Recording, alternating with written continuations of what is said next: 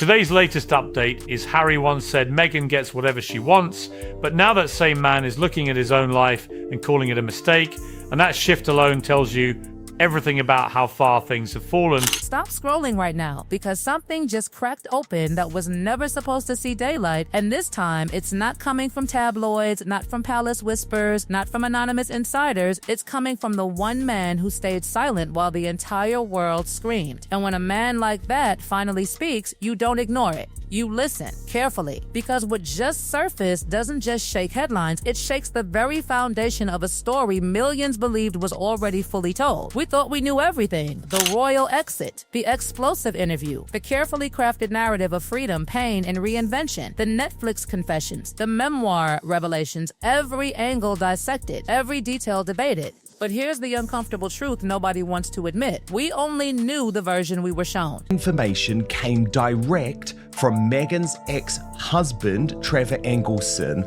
via an intermediary.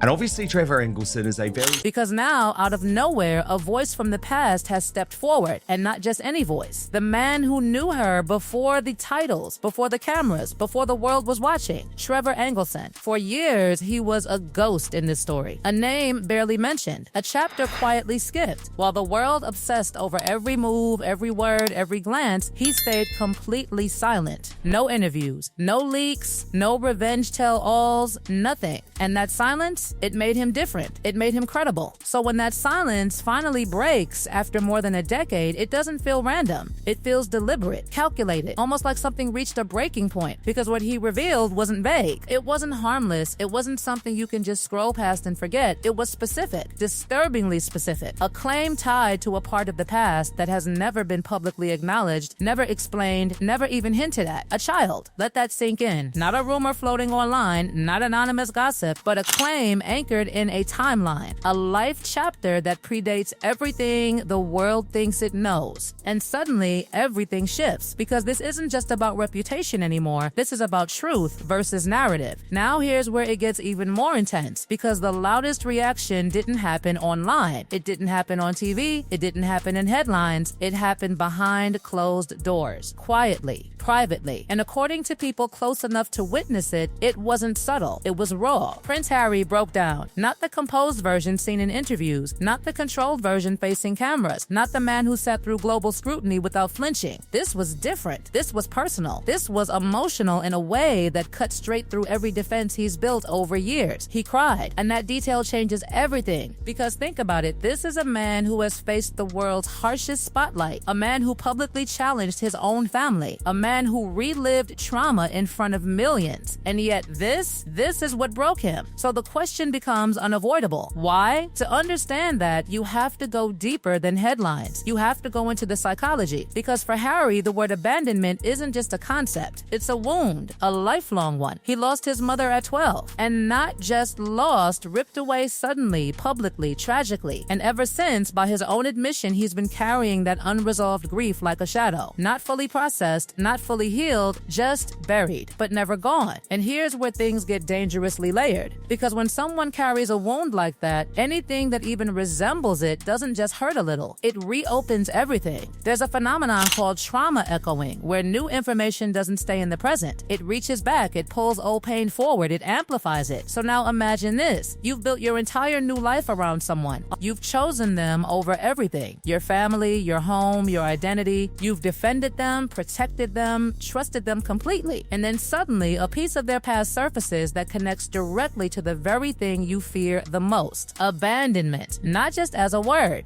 as a pattern, as a possibility. That's not just upsetting, that's devastating. And suddenly, his reaction makes sense in a way that no headline can fully capture. But here's where the story takes an even darker turn. Because this isn't being framed as a single isolated claim. It's being quietly connected to something bigger. A pattern. And patterns are dangerous because they force you to stop asking what happened and start asking, has this happened before? Think about it. A father, publicly distanced, half siblings cut off, a childhood best friend speaking about being suddenly removed from her life, now an ex-husband breaking a decade of silence with something this serious. Individually, each story can be explained away. Misunderstandings, toxic relationships, personal boundaries. But together, they start forming a narrative that's harder to ignore. And that's what's making people pause, not jump to conclusions, but pause. Because when multiple people across different stages of someone's life describe similar experiences, it raises a question that refuses to stay quiet. Is this coincidence or is this consistency? Now, to be fair, there are those who strongly defend her, who argue that cutting people off can be a form of protection, that not every relationship deserves access, that boundaries are often misunderstood as coldness. And that argument matters. It deserves to be heard. But even then, the sheer number of voices telling similar stories over years creates a tension that can't be easily dismissed. And that tension, it's exactly what makes this situation feel different from every other royal drama before it. Because this isn't just about headlines. It's about what happens when the past refuses to stay buried.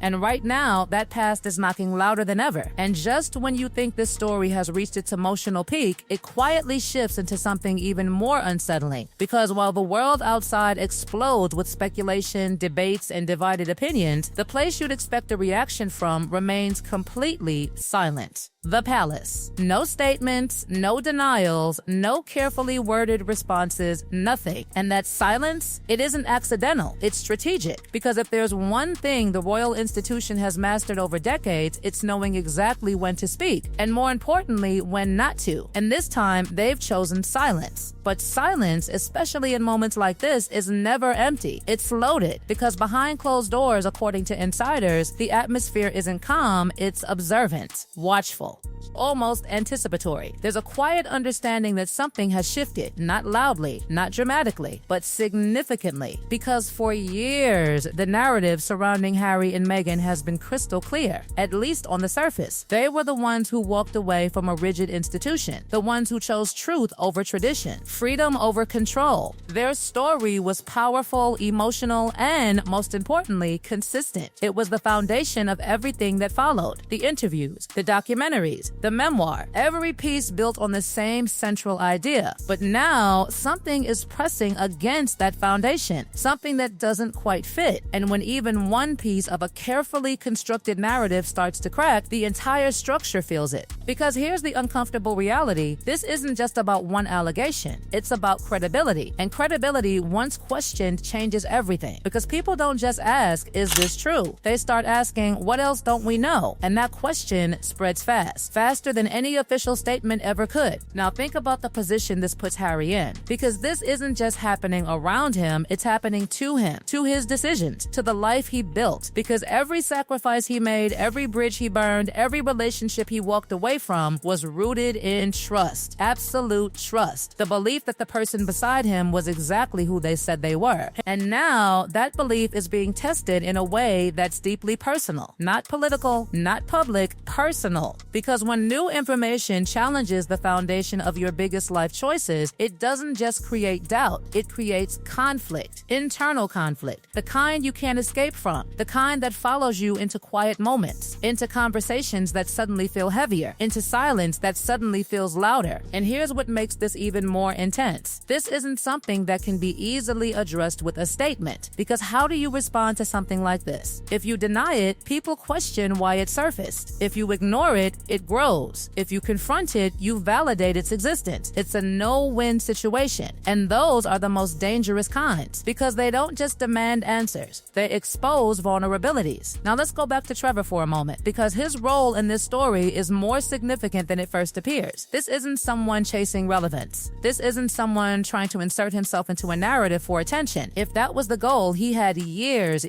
to do it. At the peak of global attention, during the royal wedding, during the Oprah interview, during the media frenzy. But he didn't. He stayed silent, which means this moment, this decision to speak, carries weight. Because people don't hold on to silence for over a decade and then break it casually. They break it when something inside them shifts, when staying quiet no longer feels like the right choice, when the cost of silence becomes heavier than the risk of speaking. And that's what makes this feel different. It doesn't feel impulsive, it feels intentional. And intention changes how people listen, because now it's not just what was was said. It's why now? What changed? What triggered this moment? Because timing is everything. And this timing, it couldn't be more disruptive. Because just as the dust from past controversies had begun to settle, just as the narrative had started to stabilize, this appears out of nowhere, pulling everything back into question, reopening conversations people thought were already finished. And here's where it becomes bigger than just one story. Because what we're witnessing isn't just a controversy, it's a collision between past and present, between identity and history, between the version of a person the world knows and the version that existed before the world was watching. And those two versions, they don't always align, but when they collide, the truth tends to surface in fragments, messy, incomplete, but impossible to ignore. And that's exactly where we are right now, in the middle of something that doesn't have clear answers yet, but has too many questions to dismiss. Because whether these claims are proven, disproven, clarified, or forgotten, the impact has already begun. It's already shifting perception, already creating doubt, already forcing people to reconsider what they thought they understood. And once that process starts, it doesn't just stop, because stories like this don't disappear. They evolve, they develop, they pull in more voices, more details, more perspectives. And every new piece either strengthens the narrative or breaks it further. There's no neutral outcome, only direction. And right now, the direction feels uncertain, but powerful, because at its core, this isn't just about one claim, or one reaction, or one moment. It's about something much deeper. What happens when the past you left behind starts walking towards you again? What happens when the people who knew you before the spotlight decide to step into it? And what happens when the version of you that the world believes in is suddenly challenged by the version that existed before anyone was watching? Those are the questions that make this story feel bigger than it appears, because they don't just apply here, they apply everywhere, to anyone who has ever reinvented themselves, to anyone who has ever left parts of their past behind. Because the truth is, the past doesn't disappear. It waits, quietly, patiently, until the moment it decides to return. And when it does, it doesn't ask for permission. It demands attention. And right now, it has everyone's attention. So the real question isn't just what's true, it's what happens next. Because this story, it's not over, not even close. And whether it leads to clarity or more confusion, one thing is certain: something real has been set in motion, and it's not going away anytime soon.